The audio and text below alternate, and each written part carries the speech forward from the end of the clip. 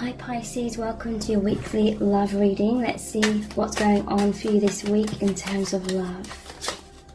Had a lot of red flags coming up, like intuitively, that they were ignoring, but with a lot of karmic relationships, there's like a magnetism because there is a soul contract. There's something you need to learn. So there was a lot of red flags this person felt, and it was to do with needing to have more boundaries, but they felt very intimidated by this person, like extremely intimidated at times, and putting up those healthy boundaries, like being in resistance of this, just caused the karmic person to be very domineering, like that Emperor card. But like I said, I feel there's definitely like have been a soul contract there. So there was magnetism. There may have been like signs like showing or magnetizing this person towards the karmic person in the past. So they were going with that. And they always knew that there was like intense lessons, whether it was consciously or subconsciously, a part of them knew that there was intense lessons to be learnt in that situation. But then once those lessons are learned, it's like that karmic contract has run its course, and then it's a time to free yourself, and then that's like the biggest kind of test. You know, I'm not sure if I really like that word, but I hope you get what I mean. Like, it's like your biggest challenge, the thing you will learn most from, the final test, the final exam, if you like, which is like creating that liberation. And again, your connection is assisting with that liberation. Needed a little bit or quite a lot of support.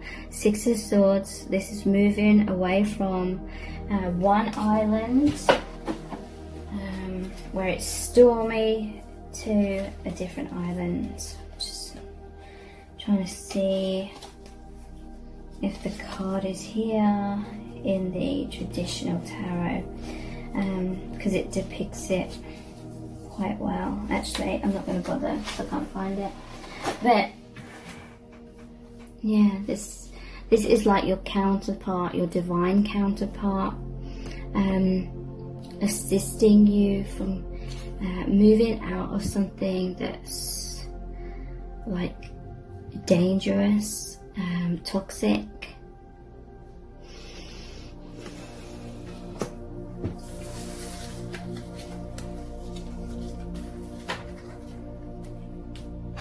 Okay, what time are we at? Okay, I'll look at a few more tarot cards and then we'll move on to some oracle cards.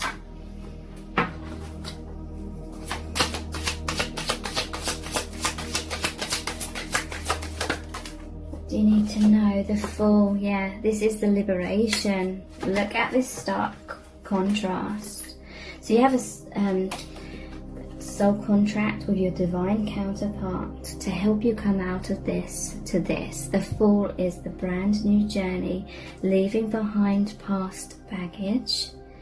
And just like Ariel, she's actually got legs here, but also like her tail as well. So it's like Ariel from The Little Mermaid wanted to be human, to experience life as a human kind of thing. Going down her own path basically. So there's definitely a liberation here, a brand new start, a brand new beginning for this person, or for you, or both.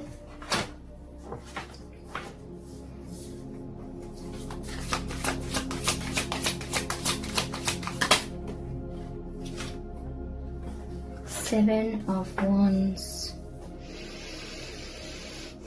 This is the need to stand your ground. So look, this is like your soul family and your divine counterpart, like protecting you against and someone who's like intruding, someone who's invading, someone that's potentially dangerous, kind of thing. The karmic partner, the karmic person. Okay, so standing your ground, being in your strength, sticking up for yourself.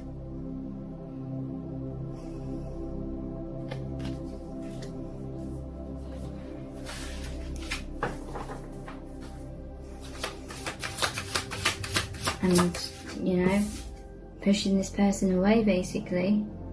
You're not welcome, kind of thing.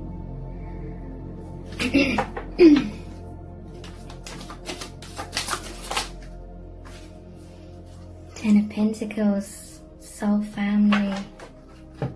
Yeah, this is the liberation, the happiness, the joy. You could have like ancestors helping you as well with this liberation, because there's so much abundance within you that you have to share. But this person wasn't allowing you to share. They didn't like sharing you. They didn't like you sharing your energy, or they didn't like your person sharing their energy. But this is what this person wants to get back to, like the soul family, their truth, and just being happy and being loved and supported and being loving and supportive themselves.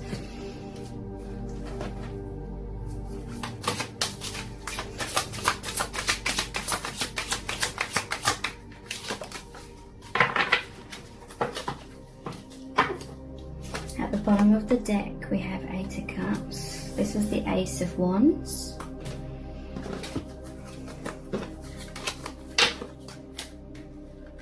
Ace of Wands, Eight of Cups, Ace of Swords, and Five of Cups. Okay, so aces are about brand new beginnings, passionate new beginning. This is saying that you're strong.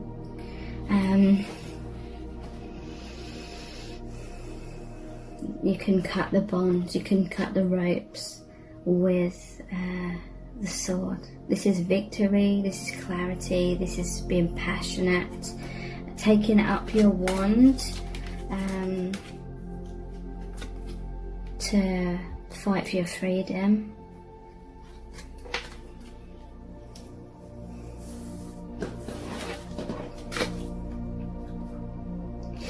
And we have Five and Eight of Cups. So this is about walking away from what isn't serving.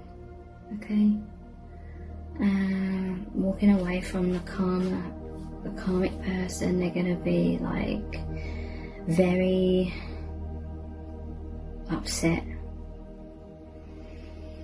And your person, or this could be you have this tendency to want to like be healing, be helpful, but the most helpful thing right now is to walk away. This person needs to pick themselves up off the ground. You can't do it for them, or your person cannot do that for the karmic person. So yeah, these cups spill over, but there's Two of Cups. This person is walking away to their bigger dreams, their bigger life, their bigger goals. Because after the Eight of Cups, it's the Nine of Cups, which is the wish card. They have bigger plans for their life rather than being on that karmic wheel. So they're seeing the light of this lighthouse. They're turning around and taking up that Two of Cups. Following their inner light, Two of Cups represents your divine union as well.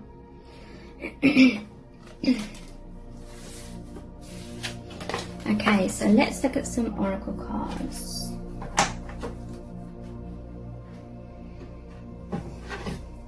Start off with the true love reading cards, I think these are. What do you need to know? Maturity, yes.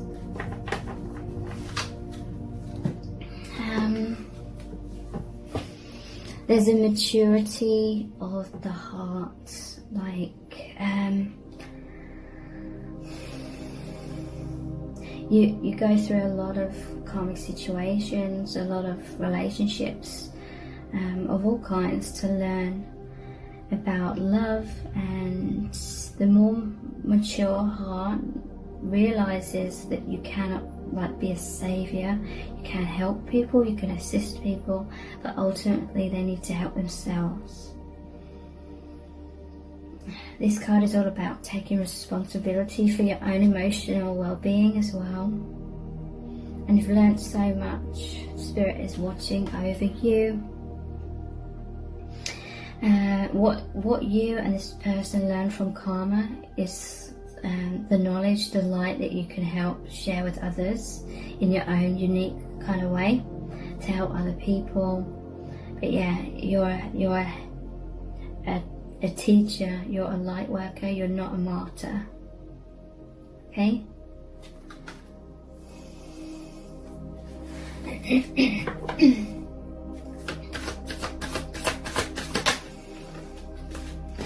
Intimacy. So this is you and your divine counterpart. This is like true intimacy. It's a freeing, liberating kind of love. Immature love is filled with a lot of attachment. It's filled with a lot of codependency and fears. And I don't mean that in any judgmental kind of way, because we all go through it. We're all supposed to go through those situations to learn. But with a divine counterpart, it's like unconditional. It's definitely freeing. It's certainly not this. Very freeing, very liberating. And you did pick the Ace of Cups, so you're helping each other learn self-love. You're helping each other to open your hearts and believe in love. Maybe that there's someone or both of you that have been sort of holding on to karmic situations or situations about learning, because there was a fear of fully opening the heart and trusting in receiving an unconditional love, unconditional soulmate love, something like that. There's the thorns here, so yeah, everyone, or practically everyone, has to go through these thorns, the difficulties, the challenges, the lessons, the pain, in order to have the mature heart, the balance within themselves, balance within a relationship kind of thing with another. Manifestation. So yeah, there's the infinity symbol here again, the sunflowers, which is the sun, the light, the healing. This harmony, this connection was manifested because that's who you truly are. Your true self was kind of a bit hidden underneath fear-based situations, but your true self is powerful and manifested this true reflection of who you really are, so you can become more of who you really are. These are the Starseed Oracle cards. We have baby steps, inner earth, action, follow your intuition before it makes sense. Okay, so this person may not have taken action, or they may have taken some baby steps in the past for this liberation, but they were confused. They weren't in the past fully clear in their mind about what they should do. There was doubts, a back and forth kind of energy. But this is really saying follow your intuition. Don't try and make sense of things. Logically follow what your intuition is saying. Inner Earth, you'll survive this. New solutions and beginnings. So yeah, there's solutions to this liberation. And if you're going through this difficult ending of karma, you will survive this. This connection, this intimacy with your divine counterpart really helps you to survive. It really helps you to come out of fear and back into your strength, because you're feeling called now to do this. Soul gifts and training, it's time to step up. Okay, so maybe there was a period of time where this person didn't really know where their life was headed. They didn't know what their meaning was. So maybe they just tried on some sort of karmic situation. They tried it on for size. Obviously they didn't consciously know in the beginning that it was a karmic situation about intense lessons. But now they're feeling called to step up and not just... Sometimes it's easier to just stay stuck on that merry-go-round in a way, or it feels like the easy option. You can kind of just hide out in that situation and not really take responsibility for yourself, and you just kind of feel lost, so you're just going in circles in some kind of way. And yeah, until you make more sense of where you're headed, who you are, what you want, what you don't want, kind of things. Certain karmic situations help you realize who you are, what you want, what direction you want to go in.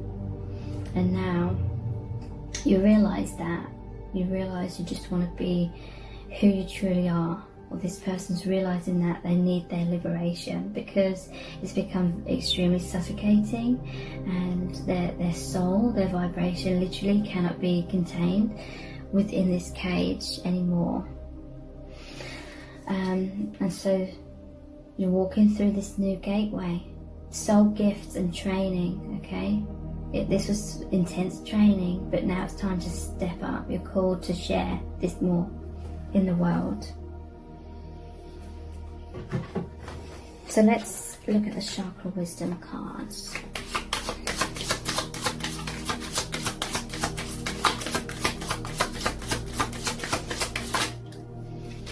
We have intuitive perception, third eye chakra. I know that what my intuitive senses tell me are true. Okay, so it's time to step up and listen to your intuition. Don't keep pushing that aside because it seems too scary to try and fight for your freedom, or face this kind of energy like of a farewell, where you're going to feel really bad, like feelings of guilt. Release feelings of guilt. I open myself to the truth that is within and around me, and I know that it is there for me to receive. I practice in developing my intuition, and I know that it is a major aspect of who I am.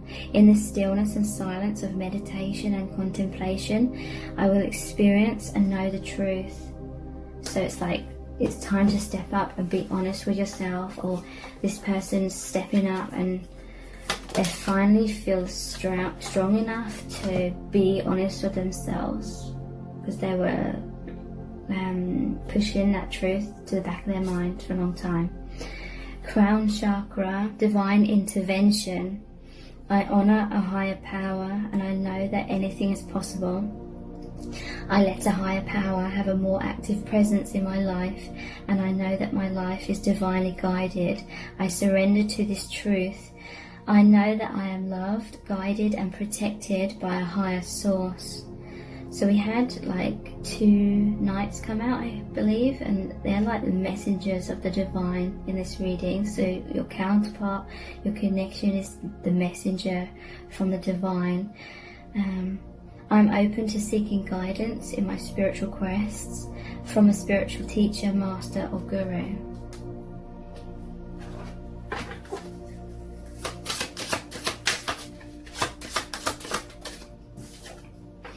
And heart chakra, unconditional love. This is what you and your divine counterpart have.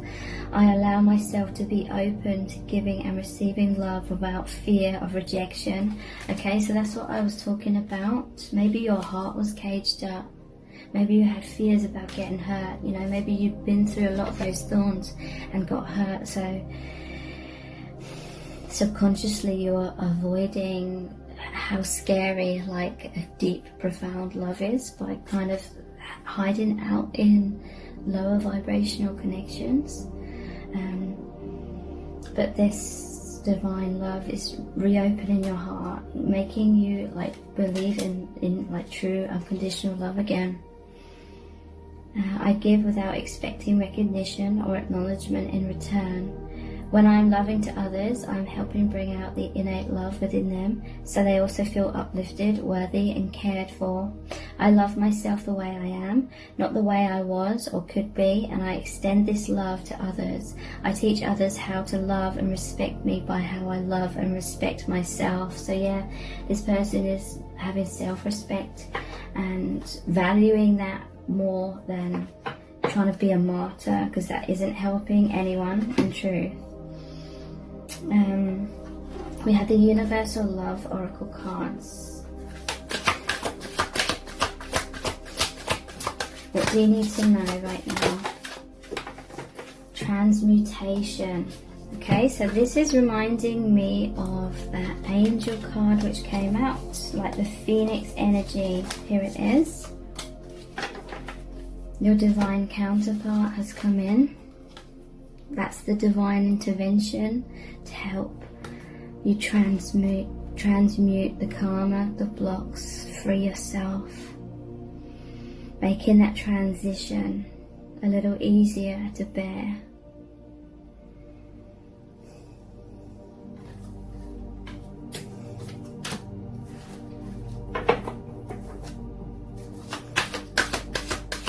This is that sunlight kind of energy, the flames. You may be seeing yellows and oranges surrounding your connection. That will only be for some of you, but it's these flames, it's this union,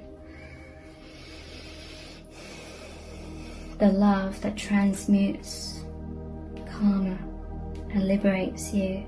Tantric union.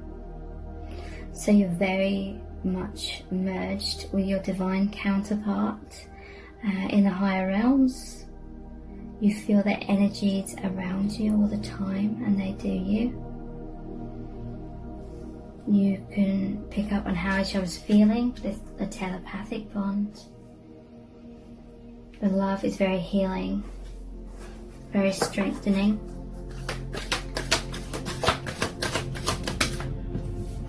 And we have heaven on earth. Yeah, that's what this bond is. Heaven on earth. It's that gateway. It's that communication on all levels from the divine. That divine intervention. So we're going to finish off this reading with a Rumi Oracle card. This is going to be a super powerful message from your angels. What do you really need to know about this connection right now? I'm just gonna stop the video and restart it, because after an hour the video restarts and I think sometimes it cuts off what I'm saying. Okay, so what do you really need to know? We have number 14, let love transform.